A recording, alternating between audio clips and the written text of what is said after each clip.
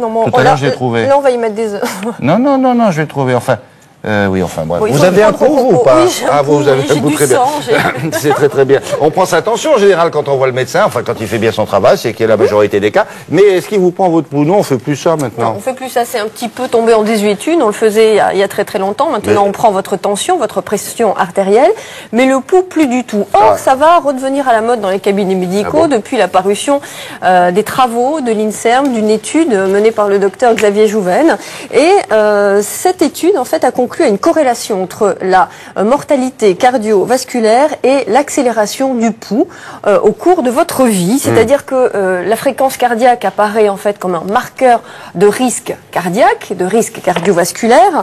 L'étude de l'INSERM a prouvé que l'augmentation de la fréquence cardiaque de 7 secondes par minute sur une période de 5 ans augmentait votre mortalité cardiovasculaire de 50%. Autrement dit, en vieillissant, il est possible que votre pouls augmente de vitesse, n'est-ce pas? C'est bien ça? Voilà, c'est la fréquence cardiaque qui augmente. En moyenne, on a 60 pulsations, entre 60 et 70 pulsations par minute. Au-delà de 70, c'est pas bien. Au-delà de 70, c'est un marqueur de risque, il faut être vigilant. À l'inverse, l'étude a montré que les gens qui arrivent à faire descendre leur pouls de 7 battements par minute, je vais vous expliquer, de 7 battements par minute font chuter leur mortalité de 18%. Autrement dit, vous allez voir comment on fait chuter le pouls dans quelques minutes. Oui. À la lumière de cette étude, donc c'est un message de santé publique que délivre le coordonnateur de l'INSERM, donc Xavier Jouven, qui est cardiologue à l'hôpital Pompidou.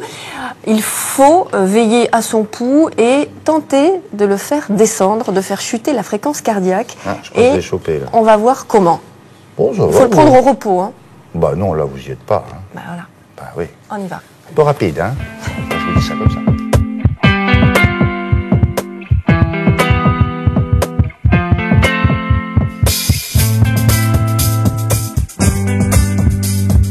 C'est un message de santé publique très important parce qu'effectivement on négligeait un peu de surveiller le pouls. Alors la mesure du pouls, prendre le pouls, c'est un examen historique qu'on voit dans toutes les histoires de la médecine bien sûr, mais une fois qu'on l'a noté, on ne sait pas très bien quoi en faire.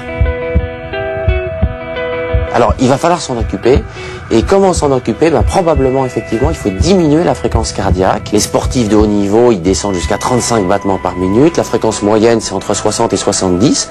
Peut-être que les gens qui sont avec des fréquences trop élevées, 100, 110, 95 battements par minute, peut-être que cela, il faut qu'ils voient avec leur médecin s'il y a lieu de s'inquiéter ou pas. Alors, le pas d'après, effectivement, une fois qu'on a isolé peut-être des gens à risque, c'est de leur proposer de diminuer leur fréquence cardiaque pour revenir dans des normes normales, entre guillemets, qui sont entre 60 et 70 battements par minute. Et là, la chose la plus importante, la plus efficace, c'est de faire des exercices physiques réguliers avec un début modéré. Régulier, ça veut dire quoi? Alors, du sport régulier, ce qu'on conseille, c'est du sport 2 fois par semaine, au moins 30 minutes, 2 fois par semaine. Voilà, je vais prendre votre tension.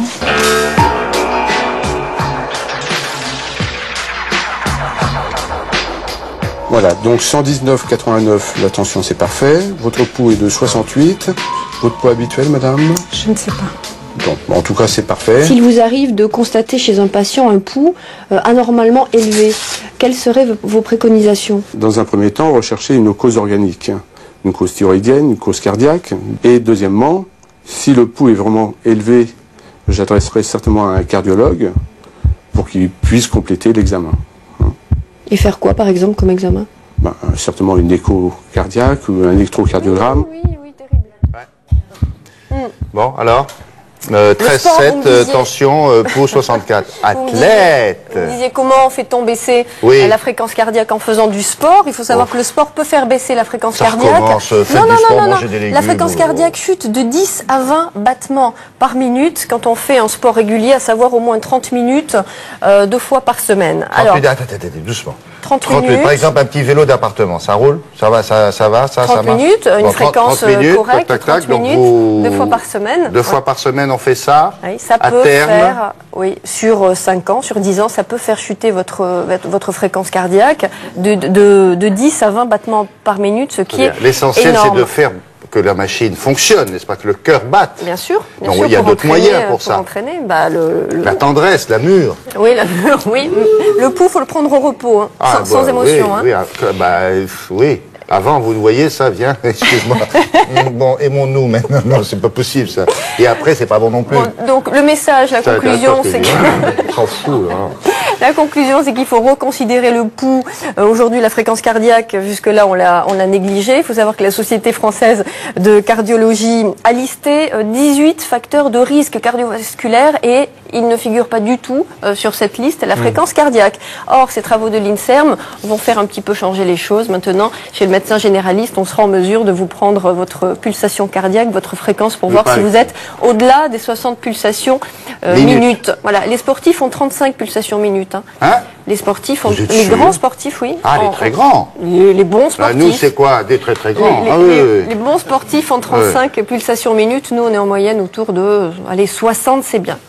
60, c'est bien. Quel que soit notre âge. Quel que soit notre âge, oui. Au repos, toujours. Bon, c'est clair pour tout le monde? Pas après avoir couru. Pas après avoir fait du vélo. Oh là, est-ce que c'est normal, ça? Le pouce sauteur. Bon, merci beaucoup, mademoiselle. Bien, dites donc, ça avance, hein. Voici le bloc-notes artistique et culturel de Télématin, tant attendu, ici et par le monde.